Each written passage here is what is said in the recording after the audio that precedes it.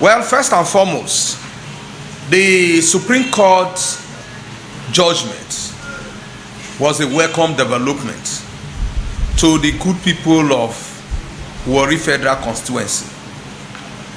Secondly, it is a liberation for the Ijaws of Warri territory. And thirdly, it is a political freedom for all in Delta State, particularly the Warri houses.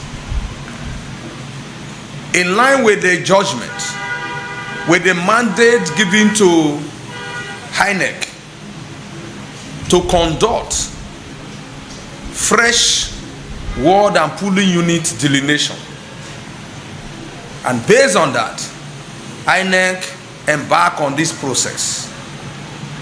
This process is like conducting an election. You know, it is not just about the voting day that matters. It is the process that led to the voting.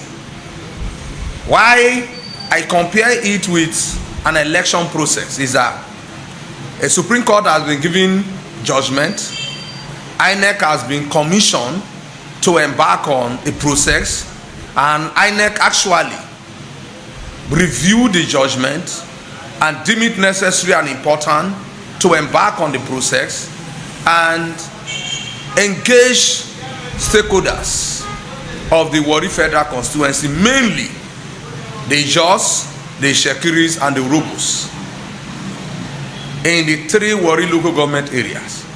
Several engagements and meetings were held in Asaba, in Warri, and in Asaba and in Warri, precisely about 4 times.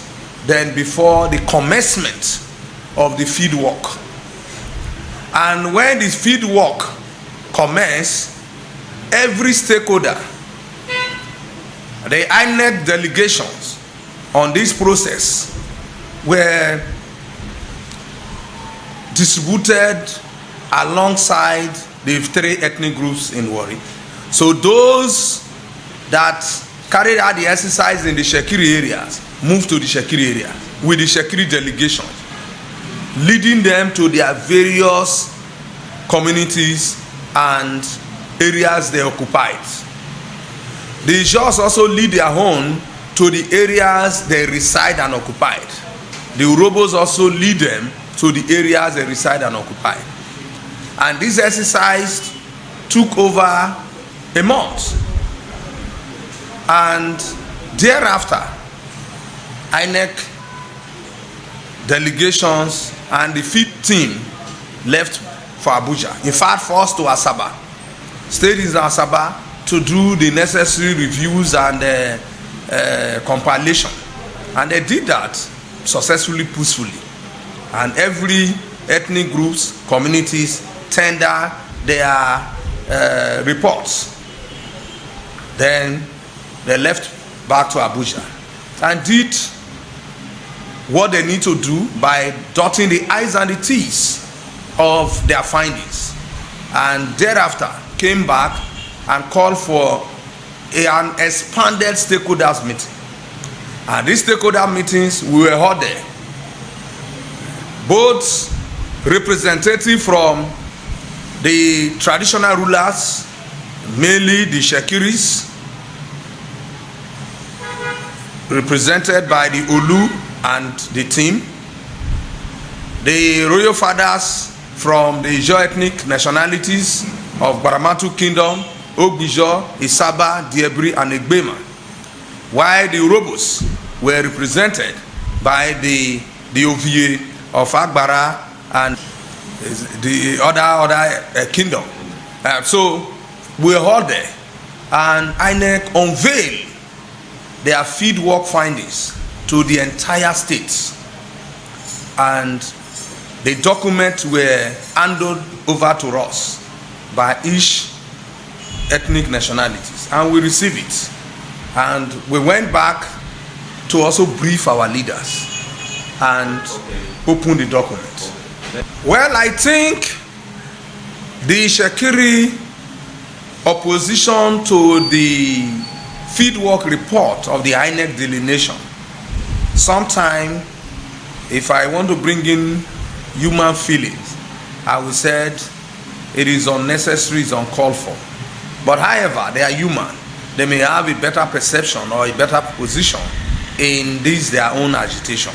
But the Shekiri should realize that INEC did not embark on this project because they desire to do it.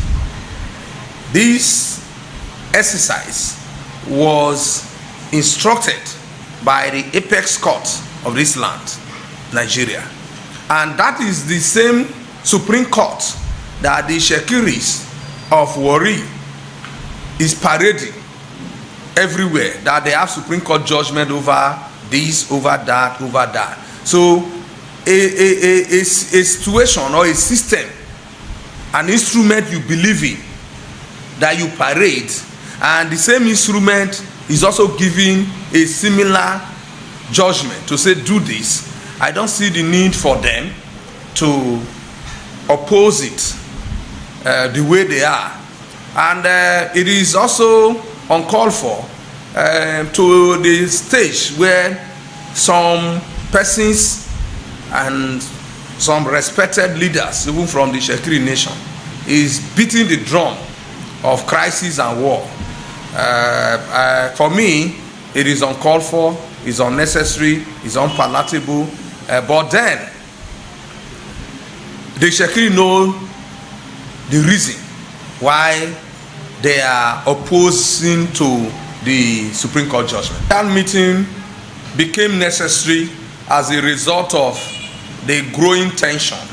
And I believe since the National Security Advisor, Nunu Robado, invited all critical stakeholders, and the Ijaw delegations was led by His Excellency, the immediate past Deputy Governor, Kingsley Otuaro, and the Shekiris were led by Ayure Mami, who is also an illustrious son from the Shekiri and Baramatu Kingdom.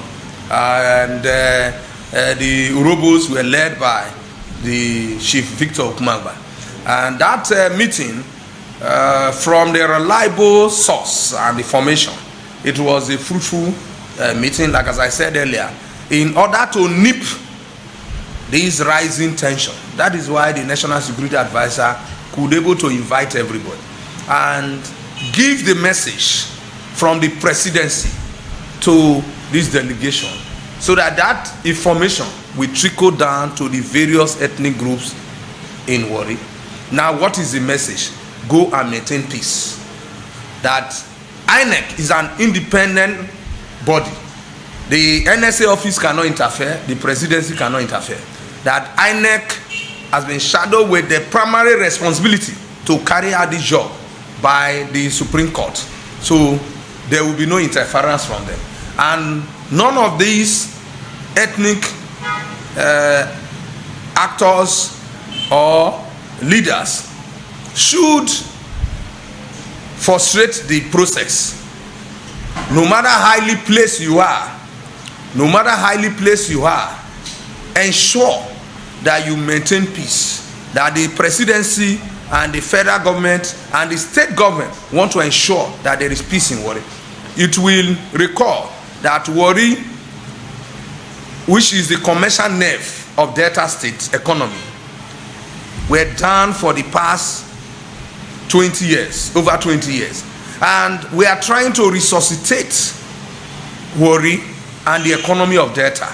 So anything that will truncate that peace in Warri, that will likely snowball to another phase of Niger Delta crisis. That is what the Mr. President Bola Ahmed Tinubu have instructed the NSA to nip at the board at this moment. So it was a welcome meeting. We gave kudos to Mr. President and the National Security Advisor, who have taken the bull by the horn to ensure that there is peace. And I think after that meeting, there have been relative peace. I want to also use this medium to also advise that it is important that the Ijaws, the Shekiri, the Urhobos, we should live together. We should work together.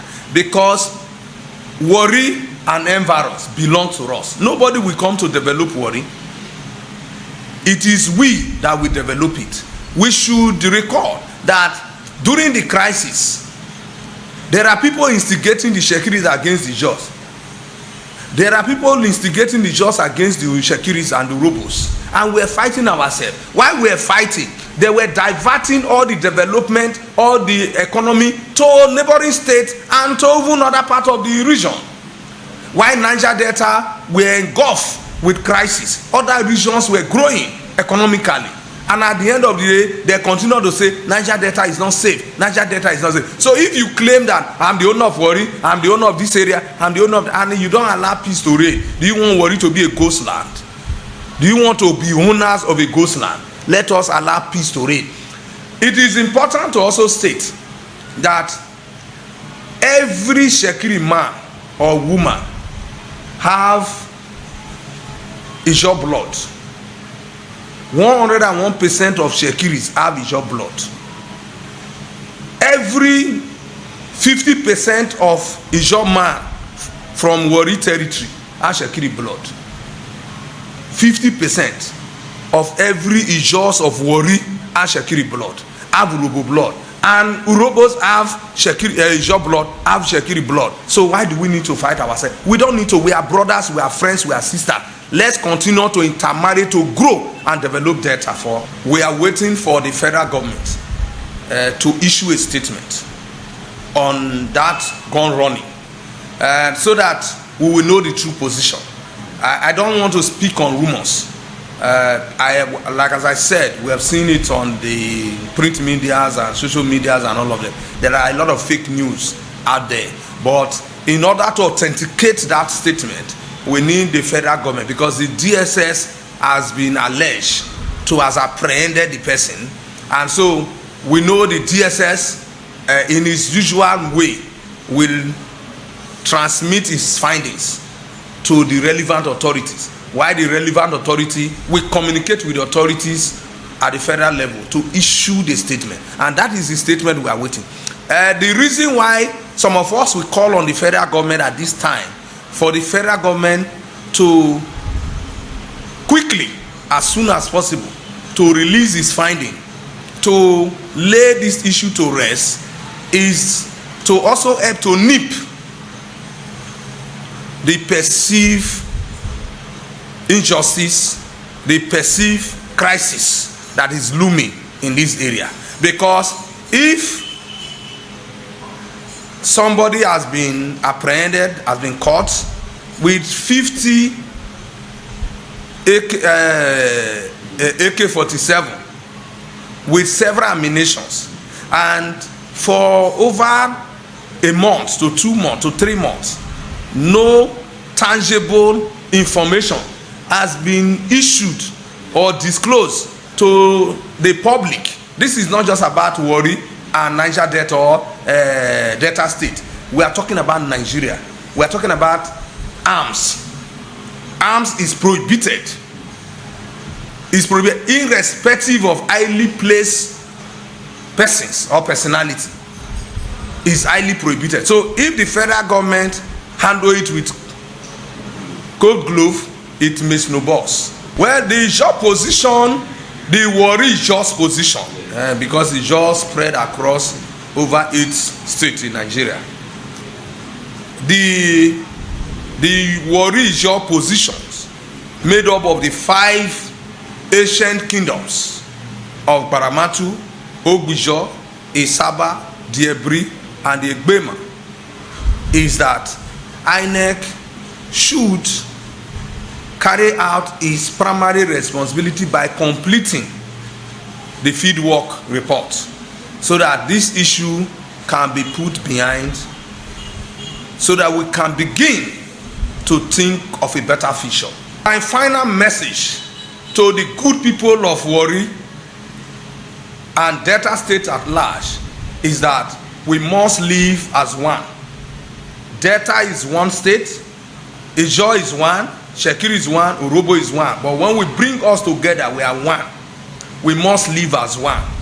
we cannot use material things to divide our interests. The material things should unite us.